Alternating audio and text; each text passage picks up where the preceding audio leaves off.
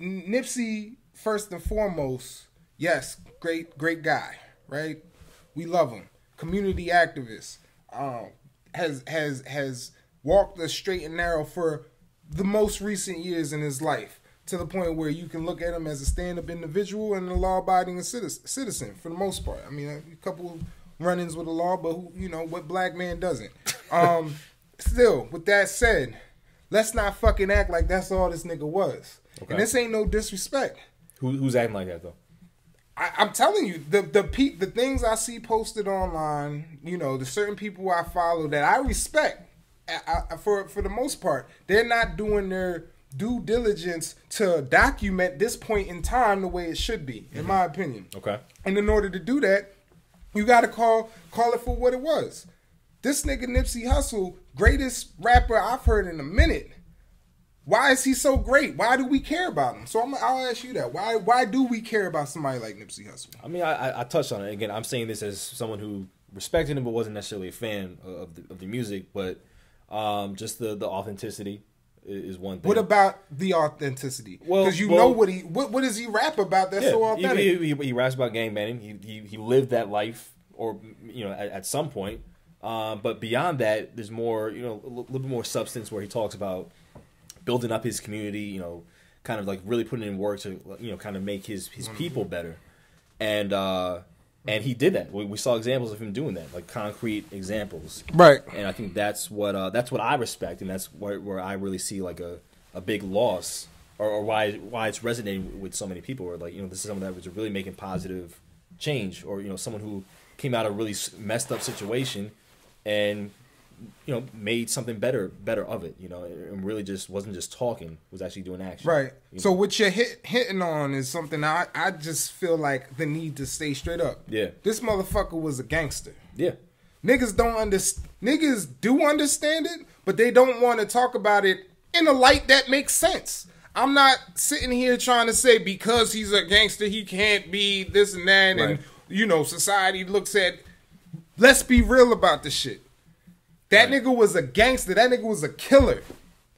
For real. Like, if you really listen to what he's saying, like, and I hear niggas online, some nigga, what's his name, Boyce Watkins or whatever was on. Yeah. Man, niggas talking about how, Future makes music about drugs and prostitution and all that. And no offense to Boyce Watkins. Hold on. He was mad because Future compared himself to Nipsey. Yeah, but in that clip that I saw of him, I'm just making sure people understand. Yeah. Okay. Yeah. But in that clip that I saw of him, he was acting as if that's not rap music, and that's not what Nipsey Hussle was about also. Mm-hmm. That's something that we all were entertained by. We all, in some ways, whether we were doing it or not, know that that's a point of theater that we relate to on some level as a fan. Not that we necessarily do it, but it's something that's in general. Yeah, it's something that's glorified. Right. But it's not just because it's violence. It's because it's violence due to coming from a certain background, right? But that's something that we need to talk about. Let's talk about how this nigga came from the concrete. Let's talk about how he was raised in the jungle. Let's talk about how the only reason he says a main reason why he was able to transcend to a higher way of thinking is because he was able to leave the hood for a certain period of time, go back to his homeland, go back to our homeland, our motherland, Africa, where he's from, in Eritrea, to see how the culture is there, to get a bigger world perspective on things. Okay, he was able to do that and bring that back in his teenage years, as young as 17, 18. And start to put work into action to see his community grow like he know it could have, right. Like he saw it should have. But that's because he was a gangster. Because you can't get to that point unless you've seen some other shit Detroit Red. You can't get there. Am I lying? No, I mean, sure. That's part of his story. That's part of I think why. Again, it's resonating with people. It's kind of like people love redemption stories, but I guess the question.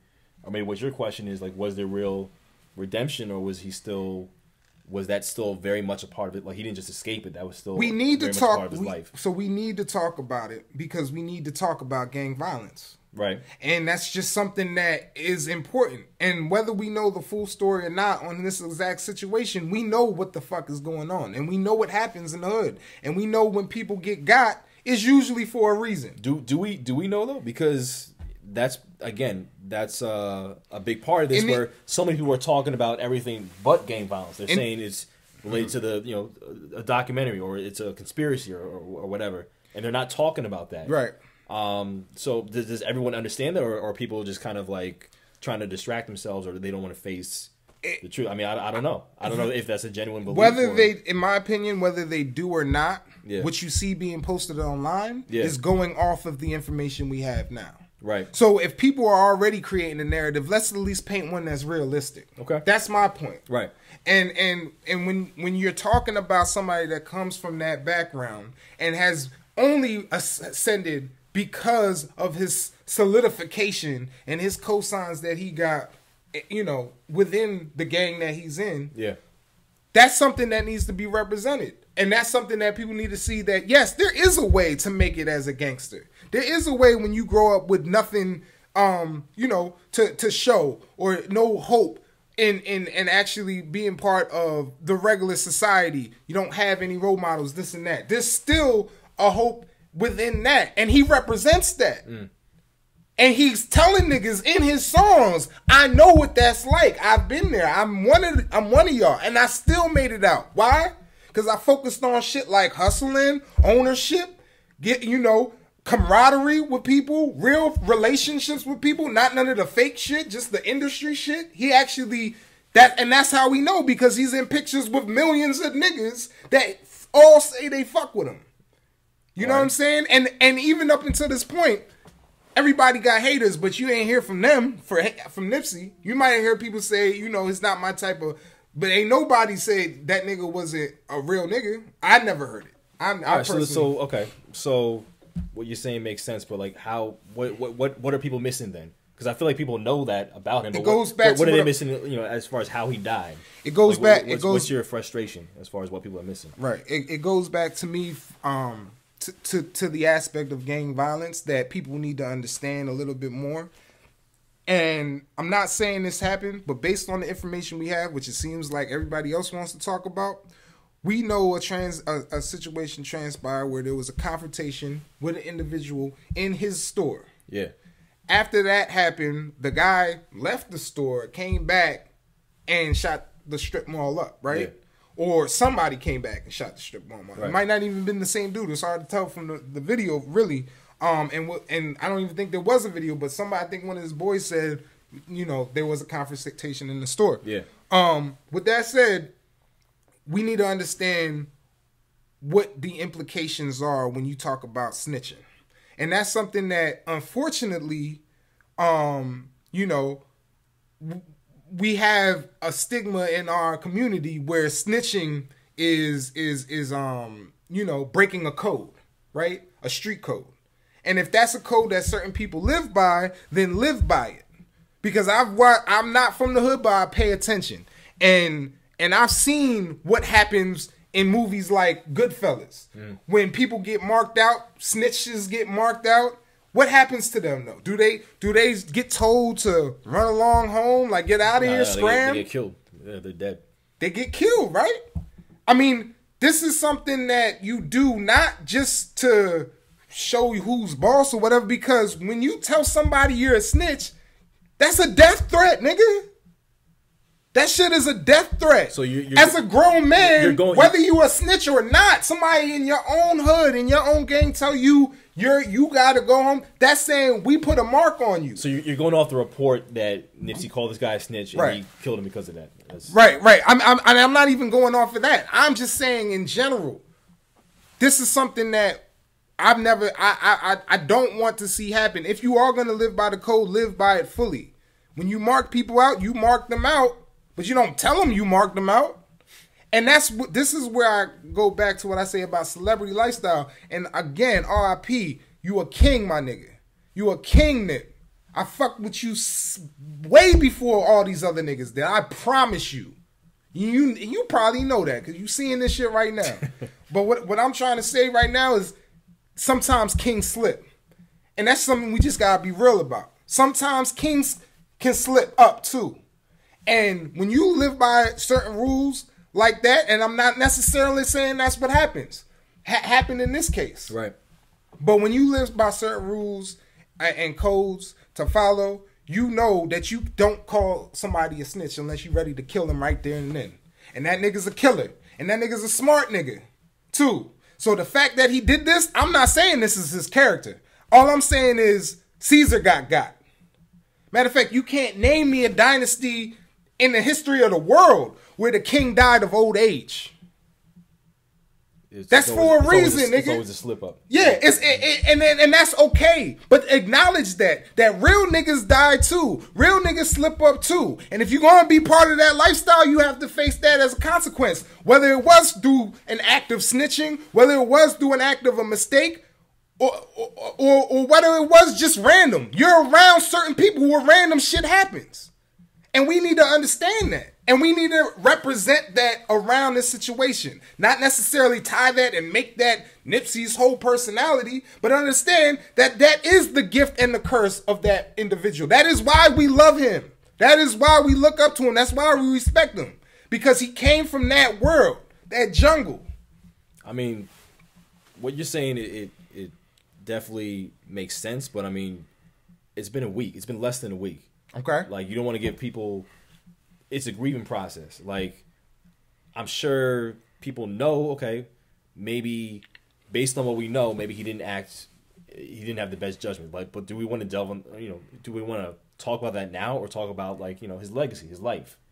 That's part of the legacy. Part of legacy. I mean, is it not? Yeah. Like, it should it be? And I get why certain celebrities can't. They got political ties, this and that. But I listened to this nigga's music the past 3 days. But before that, I've been listening to it the past 4 or 5 years.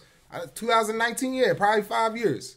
And I can tell you right now, I ain't heard one song yet where this nigga say, if you play with me, I'ma kill you. And guess what? I bumped that shit the hardest out of all the shit, along with all the positivity shit, because that's what that nigga represented. And it's not a bad thing in the sense, if you're in that life and if that's something you choose to do, then you better be a rider. You better be one of those thorough niggas, because that's what makes sense. That's what lets me know you did the best you could in life. That's what lets me know you lived a good life, because you knew what the consequences were. You stuck up for yourself and your community on top of that, knowing what the consequences were from previous actions that you may have done, that your boys may have done, all that shit. So I respect it. I fuck with the white people and the laws and all this shit be saying about how we should. Nigga, I know what that's like. That's real shit. And that's what we need to make an addendum on in terms of his legacy. Well, okay. I think, and that's just my opinion. About this shit. But I think you also have to think about where some of these reactions, where it seems like people are glorifying him, where they're coming from, because they're seeing the people who don't know hip hop, the people that don't know about Nipsey, gangster rap, none of that stuff. What you mean by that? All right, the black folks or the hip hop fans who maybe glossing over certain details about Nipsey's life to make him look better. Like you? Sure, fine. Sure. No, but you definitely listen to the shit. You just yeah. But unlike some niggas that he don't be talking about. No. But I get what you're saying. Where, like, we want to show the whole picture, but then there's a whole subset of people who they're trying to demonize. So you cater the truth. It's not about catering. It's like sometimes parties that listen to it. It's not about catering. Sometimes we gotta protect our own first, deal with it behind closed doors, but not put it all out there for the rest of them to see. Who are we protecting in this situation? Protecting Nipsey, his legacy. Nipsey's dead. I know. Nipsey got murdered. I know. He's protected by something else greater than us at this point. But legacies matter. Man. Yes, but the legacy, just like it is. What is part of Pac's legacy? You said it in the beginning of this. You said it in the beginning that we know that that's part of Pac's legacy. Right. And how do we know that? Because people talked about it. But how long? Outside of how long has Pac been dead? It took years to get to that. Like, so I'm just saying, give it time. We can get to that. I'm not saying we can't. We should. We should see the whole man. But it's fresh. It's less than a week, bro. Like but this is my problem with just what you're saying. You say we are gonna. Who's gonna get to it if not us? Who's gonna sit down and be like? Because I haven't seen that shit when other niggas die either. I haven't seen that shit when Stack died. Or Chinks. I didn't see niggas really getting into the dangers of this shit, but also representing that nigga the way he would want to be represented as a real nigga. But what's the difference between Stack and Nipsey, or Stack and Tupac? What you mean? What's the difference? I mean, like, well, I said those. I said those specifically because they died in their own hood. Mm-hmm. You know, they died in a way where they thought they were comfortable, or at least around family, or at least protected enough in their own environment. And that is a problem, because sometimes people get too big for their own good, and we keep seeing it, and we don't attribute it to what it is because we just want to glorify certain things. It's human nature. I'll give an example. I had a good friend who passed because of it was because of a drug overdose. People knew it. I think it was kind of, people were trying to reconcile it, but at his funeral, we weren't calling this dude like a drug addict. We were talking about his legacy, his life. I'm not at his funeral. I know, but I'm talking about like in the initial stages, right? Like when people are mourning.